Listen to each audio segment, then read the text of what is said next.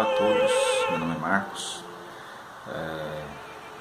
Hoje eu queria compartilhar uma reflexão baseada numa pregação, uma ministração que ocorreu no dia 11 de março de 2018, ministrada pela pastora Franciele.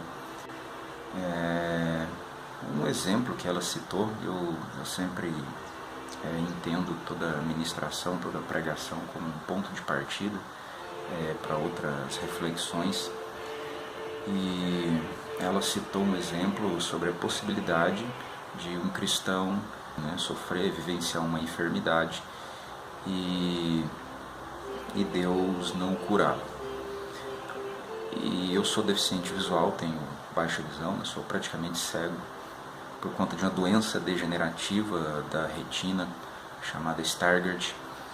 Então eu não tenho praticamente nada da minha visão central e a minha visão periférica também já está sendo atingida pela doença. E eu achava que no começo bastava ter fé e eu seria curado, E eu sofri muito com isso, isso acabou se tornando um fardo. E com o passar dos anos eu fui entendendo que essa fé era uma fé pequena, que esse fardo que eu carregava não era a falta de fé, como eu achava. Então, se eu orei, eu achei que tinha fé, mas eu não fui curado, então isso quer dizer que eu não tenho fé, ou a minha fé é muito pequena. Então eu sofri durante muitos anos, sou convertido já há 17 anos, então eu sofri durante muito tempo com essa percepção equivocada do que é fé, do que é o mover de Deus, do que é a relação com Deus. Então durante muito tempo a minha deficiência foi um fardo para mim. Mas à medida que eu fui aumentando, me dedicando ao estudo da palavra, conhecendo melhor a palavra, eu me deparei com situações como a do apóstolo Paulo, que ele ora acerca de algo que ele denominou como um espinho na carne, e que o esbofeteava, o incomodava, o afrontava cotidianamente, constantemente, a respeito do qual ele orou, falou com o Senhor por 3 vezes, e a resposta de Deus para a oração dele, o apóstolo Paulo, foi de que a graça era suficiente. Ou seja, Deus disse: não vou fazer nada, minha graça é suficiente, fica na sua. Deus nem deu resposta para a oração, ele simplesmente: minha graça, ele nem entrou no mérito da questão, eu não vou te curar por isso, não. Minha graça te basta, porque o meu poder vai se aperfeiçoar naquilo que é a sua fraqueza, naquilo que é a sua limitação. E para o cristão contemporâneo, essa resposta dá até calafrios, dá até um gelo na barriga ouvir isso de Deus. Então eu pude entender que essa fé que precisa ser sensorialmente estimulada, essa fé que você precisa ver alguma coisa, que você precisa ser estimulado a partir da sua visão, a partir da sua audição, do seu olfato, ou seja, de todos os seus sentidos sensoriais, essa é uma fé pequena. A fé que serve para mover montanha, Jesus diz que essa fé ela não precisa ser muito grande, basta ser do tamanho de um grãozinho de mostarda. Essa fé não precisa ser grande. A fé para caminhar sobre as águas, como Pedro caminhou, não precisa ser uma fé muito grande, é uma fé pequena, porque quando ele começa a afundar, o próprio Jesus diz, toma ele pela mão e diz: homem de pequena fé, por que duvidaste? Então a fé que nos possibilita andar sobre as águas também é uma fé pequena, aquela fé que reconhece alguma divindade em Jesus, como no outro momento em que Jesus dormia no barco enquanto a tempestade estava comendo solta ao redor deles, e Jesus: olha, homens de pequena fé, por que vocês duvidam?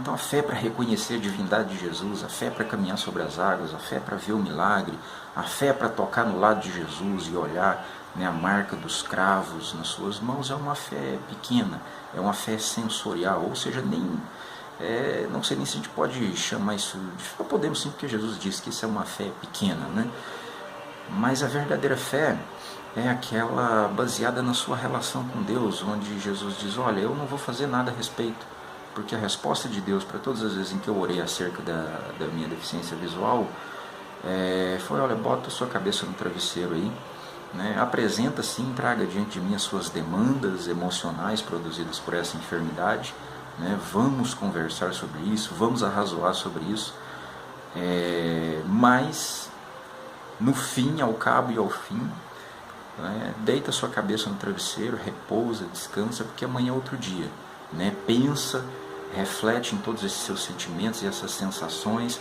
a partir daquilo que você conhece, do seu entendimento, do seu conhecimento bíblico, daquilo que Deus disse que é a relação dele com os seus filhos, e veja se de fato tem razão de ser essa crise, né? Às vezes essa revolta, essa decepção que muitas vezes a gente tem com Deus, porque a gente acha que nós temos fé para ser curado, e você ora, você faz jejuns, você vai ao monte, você faz vigílias, e nada acontece, como nada aconteceu comigo. Continuo uma pessoa com deficiência visual, ao contrário, a minha visão piorou, né, nos últimos 4 anos, mas a minha fé em Deus, ela se fortaleceu. A minha fé em Deus, ela deixou de ser baseada, né, em sensações, ela deixou de ser baseada em arrepios, né, naquela coisa legal. De repente você vai num culto, você vai numa reunião pública, né, da igreja, e você não sente nada, você pensa, poxa, Deus não passou por aqui, mas a Bíblia fala que Jesus, ele basta se reunir em 2 em seu nome. Então, se você chegou na igreja onde você congrega, meu irmão, você já tinha 2 pessoas lá, tinha um irmão só, quando você chegou, pronto, Jesus se fez presente. Ainda que você não sinta nada, ainda que você não veja, ainda que você não se arrepie, ainda que você não fale em línguas estranhas, enfim, se tem 2 pessoas reunidas ali, Jesus está lá, né? Então, a questão é a nossa percepção de Cristo, né? Porque Paulo diz que a nossa fé, a nossa relação com Deus, ela é tanto emocional, porque ele diz, olha, eu cantarei com o coração, com o sentimento, mas eu também vou cantar com a mente, né? Eu orarei com o meu espírito, com o meu coração, mas eu também vou orar com a mente, ou seja, entendendo, tendo pleno conhecimento, né, da natureza da minha relação, de qual deve ser a natureza da minha relação com Deus, né, enquanto indivíduo, no segredo, no secreto, no meu quarto, quando eu oro sozinho a Deus, e qual deve ser a natureza da minha relação enquanto igreja, no culto público, na reunião pública, qual que deve ser a natureza da minha relação com Deus. A minha fé é essa fé pequena, né? É bom a gente refletir para fechar esse vídeo. Se Deus chegasse para você e dissesse, a minha graça te basta, você está aflito, com um espinho na carne, quem tem um espinho na carne, quem já pisou no espinho sabe, né? Quando o espinho quebra aquela pontinha lá dentro do seu pé e aquele negócio inflama, com aquilo que incomoda o tempo todo.